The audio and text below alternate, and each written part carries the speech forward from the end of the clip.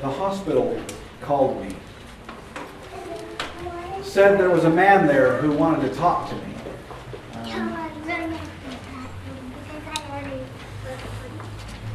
Oh, sorry. I don't sleep good. There was a man there who wanted to talk to me, and I'd never heard of him before. Never heard the name before. But they said that he'd heard me tell stories at a library and wanted to talk to me. So I went. When I walked into the room, he sat up on his bed straight, indicated for me to take a seat. And then he began to talk like a man confessing his sins to a priest. And he told me a story. The first time I saw it, he said, I was camping with my boys. I heard a rustle outside of the tent, so I grabbed my flashlight, undid the flap. And there it was, sitting by the fire pit. At first I didn't know what it was. It could have been a large hairless dog or a naked man. Either way, it looked like it had been hit by a truck. When I shined my light on it, it turned and looked at me with those eyes. Those empty, dark, soulless eyes. Fear entered my heart. Fear like I'd never felt before. I began to speak, but he held up his hand and said, wait, let me finish. The next time I saw it, it was in my bedroom. My bedroom. I woke to this high-pitched howl in my ears or a scream of pain. And when I looked, it was sitting on the foot of my bed. It turned and looked at me with those empty eyes. And I knew I would never be rid of this thing.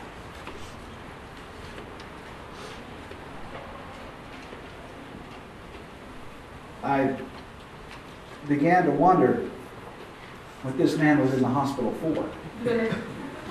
Was he there with a mental condition? Was he on some sort of medication? But he reached up and he grabbed my hand and brought me back into the story. Night after night after night, I wait to see his face, those eyes. It doesn't matter where I go. Doesn't matter where I'm at. If I'm at home, or if I'm camping, or if I'm in a motel, or if I'm sleeping in my car, it's there. When I wait, staring at me with those eyes. And I hear that howl in my ears. And one night, I heard his voice in my head. He told me it was the Rake. I'd heard the Rake before. I'm a storyteller. I'd researched the Rake. He's an internet urban legend.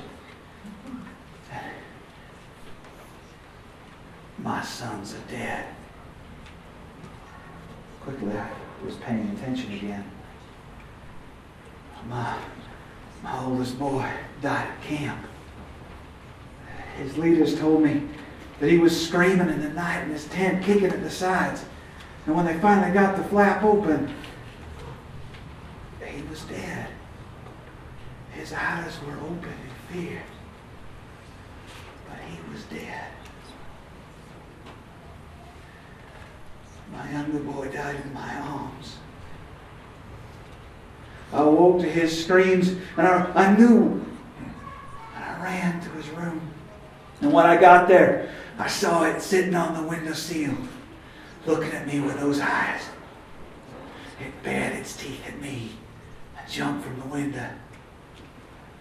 My boy was on the side of the bed. I ran and I picked him up. I tried to stop the bleeding. But he just looked at me and said, said it. It was the rake.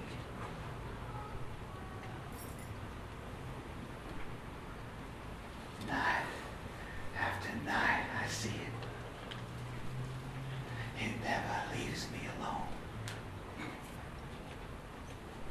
Why? I said, why are you telling me this? Why are you telling me? So you can warn them. You tell stories, you can warn them. You can tell them that the rake is real. That it's out there. It's waiting.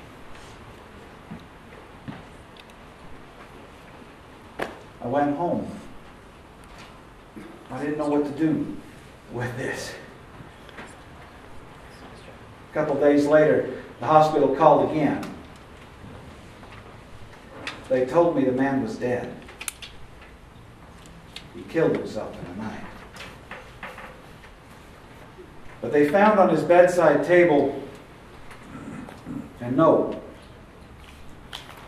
addressed to me. It says, "Remember to warn them. I can't sleep. I won't sleep because what I'll see. I can't wake up. I can't see it again. I have seen those eyes enough. So I'll make sure I won't wake up. Before I die tonight, I will pray for you. Last night, he said your name." Like I said,